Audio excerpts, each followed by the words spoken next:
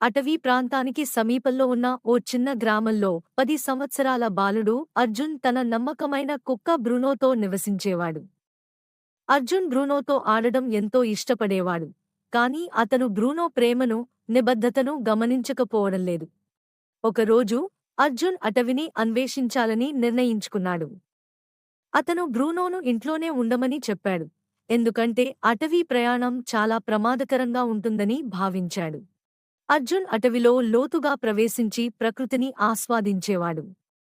కాని సూర్యుడు అస్తమించడం మొదలయ్యాక అతను దారి తప్పి అన్వేషణ ముగిసిందని గ్రహించాడు. అన్నప్పుడు బ్రూనో కొంత ప్రమాదం జరుగుతుందని గమనించాడు. తన అసలు అవగాహనతో అర్జున్ను వెతుక్కోవటానికి అటవిలోకి పరిగెత్తాడు.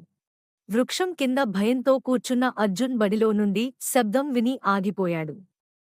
గుబులు తొలగి అక్కడ నుండి బ్రూనో ఆనందంగా పరుగెత్తు